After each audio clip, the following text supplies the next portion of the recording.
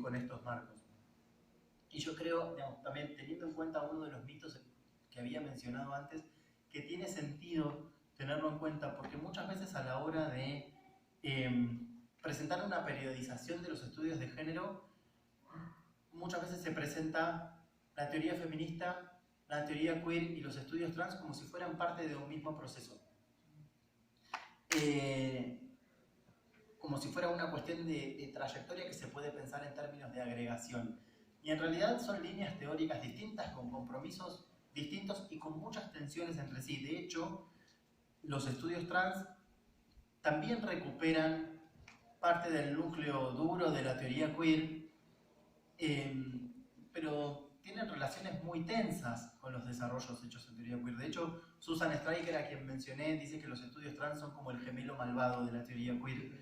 Y en muchos casos hacen críticas vinculadas con que la clave de lectura mayoritaria, quizás de un primer momento de la teoría queer, era más que nada la sexualidad, y en el caso de los estudios trans estaban más enfocados en los estudios de género, y que a partir también de ese foco privilegiado, quizás las disciplinas con las que se ponían en diálogo estas propuestas interdisciplinarias eran otras. Quizás los estudios trans dialogaban más con cuestiones de derecho y medicina y políticas públicas, y la teoría queer iba en otra dirección. Te pregunto como la encarnación de la teoría queer. Y acá, bueno, justamente recuperando una serie de cuestiones de filosofía de la historia que yo aprendí de Moira, creo que es necesario hacer un llamado de atención al modo en que se construye esa narrativa histórica que generalmente adopta términos lineales. Igual creo que vas a ir en esa dirección en un rato, así que no profundizo.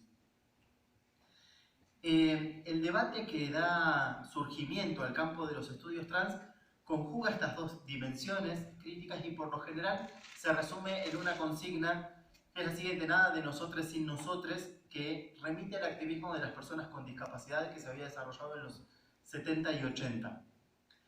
Susan Stryker dice al respecto: lo más significativo es crear una oportunidad para los tipos de producción de conocimiento privilegiados y poderosos que tienen lugar en la academia sobre temas trans o cualquier otra área que involucra a las personas.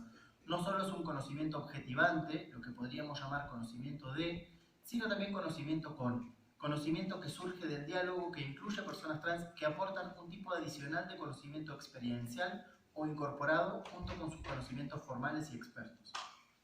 Y el hecho de que las personas trans tomen la palabra después de una historia de objetificación es considerada la característica fundacional de los estudios trans.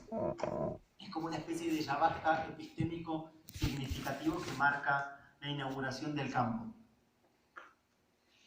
Y esta toma de la palabra involucra distintas dimensiones, ¿no?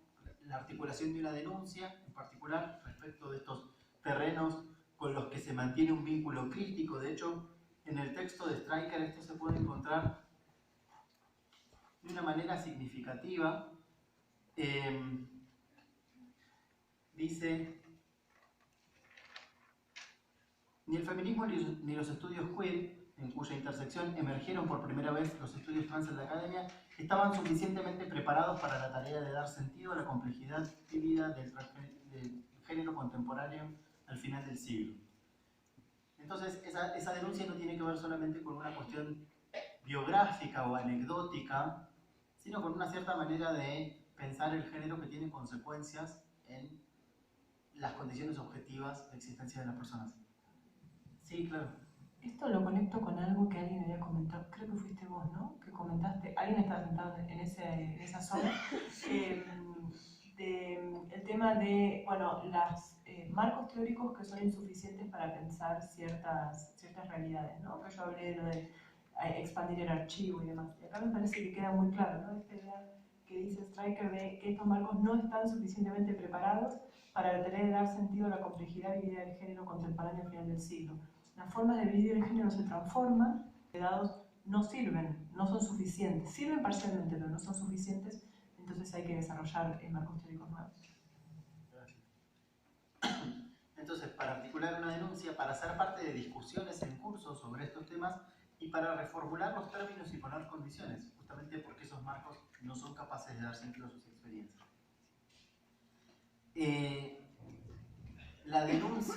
Esta denuncia de los estudios trans se dirige en gran medida a estos análisis con perspectiva de género, podríamos decir entre comillas, incluyendo por supuesto los trabajos en epistemología.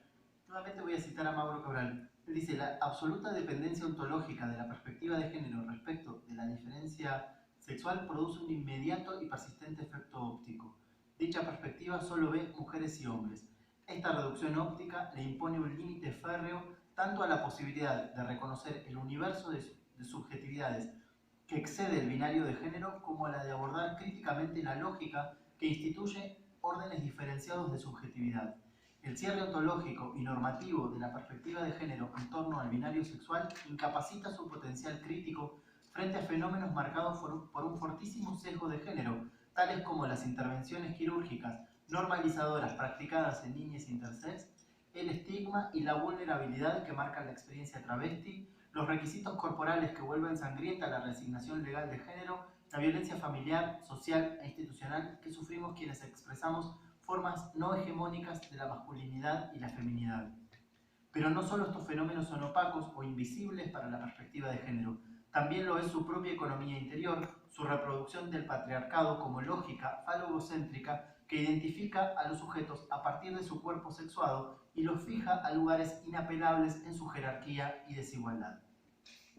Digamos, la crítica que está haciendo Mauro Cabral es sumamente poderosa porque está enfrentando, y es más dura sobre todo con los desarrollos en teoría feminista, porque está asimilando esos desarrollos y con un buen fundamento a aquellas expresiones que podríamos pensar como falogocéntricas, ¿no? Como, bueno, esas perspectivas que se suponía que había que resistir con relación a las experiencias trans, se ve que han mantenido una continuidad que es muy problemática. ¿Hasta acá estamos bien? Sí. Perdón, yo quería hacer una pregunta en torno a la religiosidad.